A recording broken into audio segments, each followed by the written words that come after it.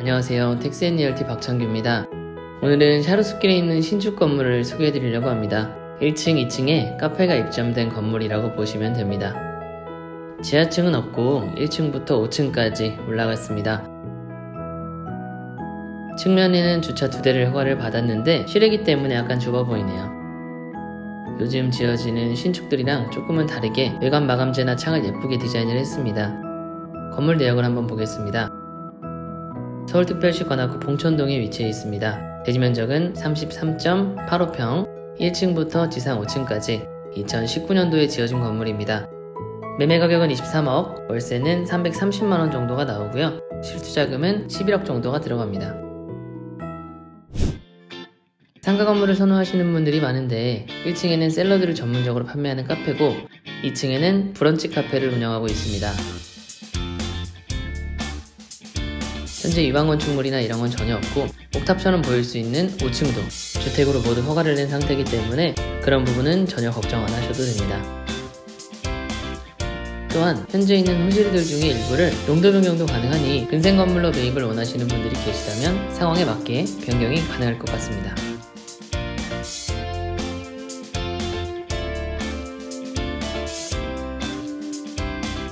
다른 물건들이랑 다소 차이가 좀 있고 주인분의 의견이 많이 반영된 건물이라 사실상 수익성이 많이 좋지는 않습니다.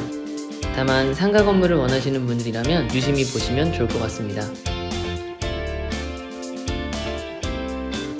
이쪽이 브런치 카페로 이용되고 있는 공간이고 외부에 카페 이용객들을 위한 별도의 화장실이 있습니다. 손님이 안에 계셔서 바로 2층으로 이동해 보겠습니다. 주택 부분은 중간에 별도의 현관문이 따로 있습니다. 3층에는 2개 호실이 있는데 둘 다 1.5룸으로 되어 있고 1개 호실은 보증금 2억, 나머지 1개 호실은 보증금 2억 5천에 입주해 있습니다.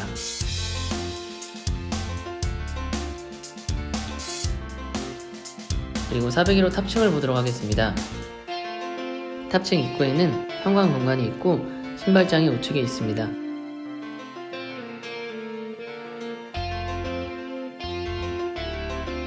몇 계단 올라가면 정면으로 화장실이 있고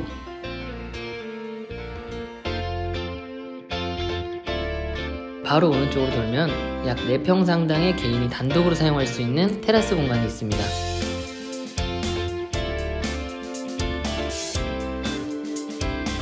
측면을 올려다보면 층고 끝까지 허가를 모두 받아놓은 면적이기 때문에 유방 건축물에 대한 걱정은 전혀 하지 않으셔도 됩니다. 벽면을 큰 대리석으로 붙인 게 아니라 작은 파벽으로 마감한 터라 분위기는 레트로한 느낌이 나는 것도 같습니다. 멀리 보이시는 게 관악산입니다.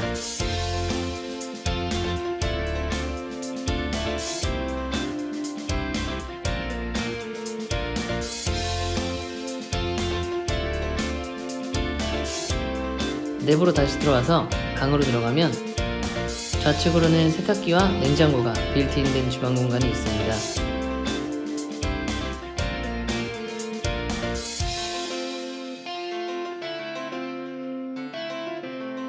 그리고 안쪽으로 돌아가면 작은 샤워 공간이 있고 오른쪽으로 돌아보면 또 계단이 있습니다. 재밌죠? 올라가시면 작은 창으로는 관악산이 보입니다.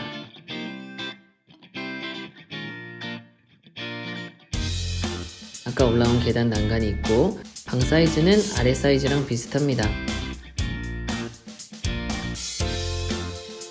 아래층에 주방 공간이 있었다고 하면 위층에는 붙박이장이 있는 침실 공간입니다. 복층의 층고가 보통은 낮은데 여기가 정식 허가를 받은 층이기 때문에 층고는 아주 여유가 있습니다.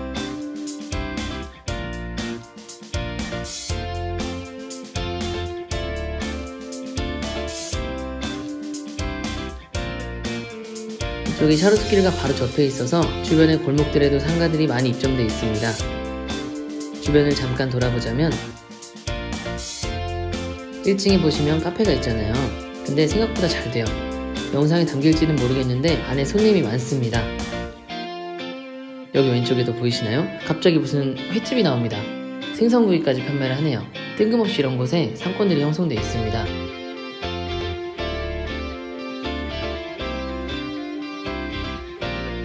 샤롯스길이 그래도 작은 상권이 아니라서 샤롯스길 인근에 건물들이 많이 나오진 않습니다.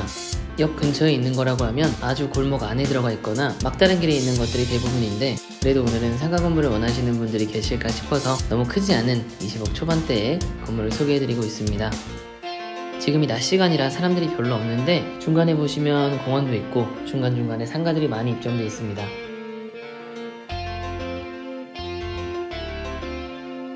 여기까지 보면 주변에 안쪽까지도 상가들이 잘 들어가 있고, 저는 이제 밑으로 내려갈 건데, 바로 앞에 보이는 이 건물이 원래는 엄청 오래된 2층짜리 주택이었어요. 근데 최근에 리모델링을 해서 2층에는 루프탑까지 같이 사용하는 카페 같은 게 있는 것 같고 1층에는 이렇게 음식점이 있습니다.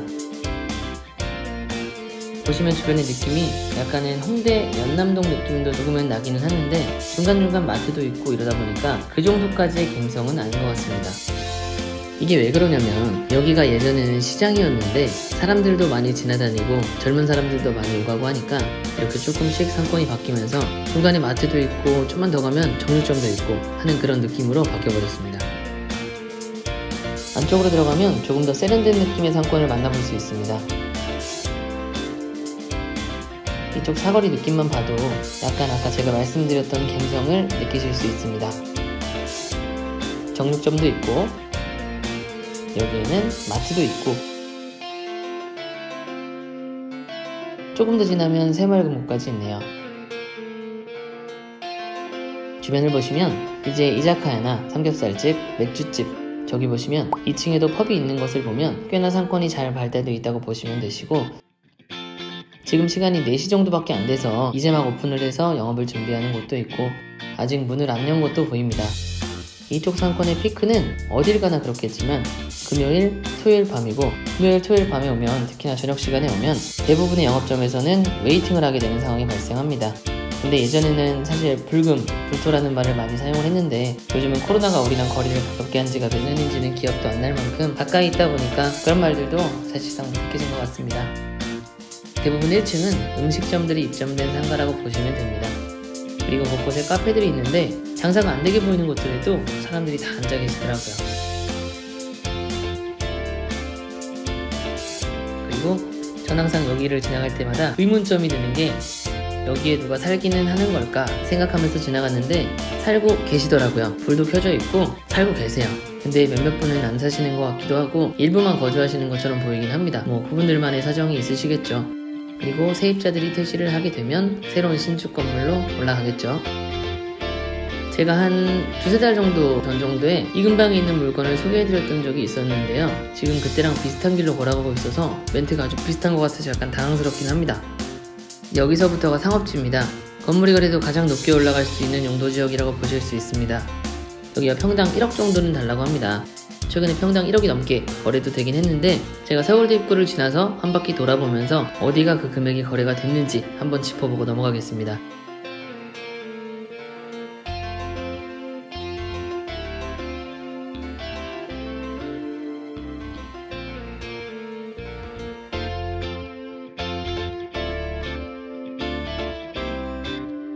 이쪽까지 나와보면 보시다시피 유동인구가 아주 많습니다. 버스도 다니고 제가 지금 한 6분 정도 걸린 것 같습니다.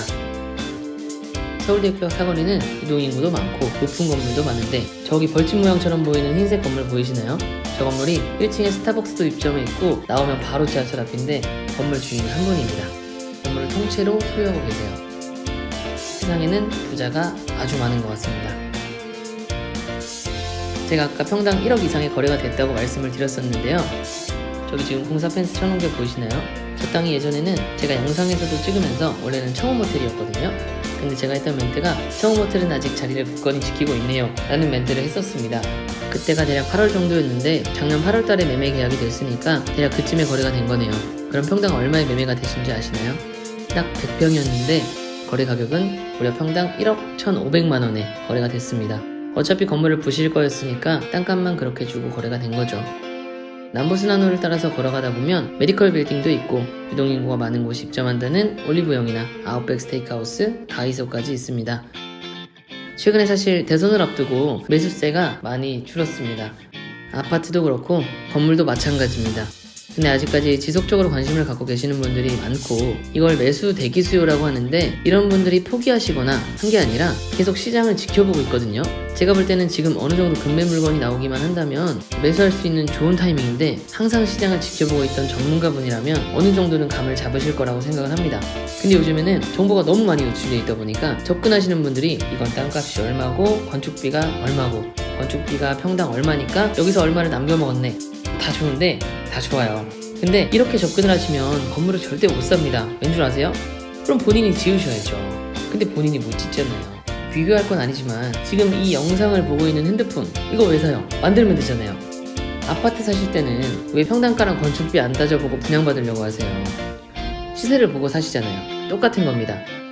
그분들도 그 분야에서 나름의 전문 지식을 돈으로 바꾸는 행위를 하고 계신 거고 여러분들도 그렇게 사회활동을 하고 계신다고 생각을 합니다. 너무 원론적인 얘기를 했는데요. 제가 밸류맵이라는 토지 건축물 시세를 제공해주는 플랫폼인데 거기서 지금 제가 관악구 책임중개사로 활동을 하고 있습니다. 거기에 설문 내용 중 하나가 이런 거였습니다. 어떤 부동산을 원하느냐는 질문이었는데요. 모두가 가격은 조금 비싸더라도 좋은 위치에 있는 건물을 사고 싶다였습니다. 이 말은 위치만 좋다면 수익성은 조금 덜하더라도 연식은 조금 덜하더라도 조금 내 맘에 덜 들더라도 괜찮다 라는 말로 저는 해석을 했는데요. 오늘 물건은 사실 가격이 엄청 저렴한 건 아닙니다.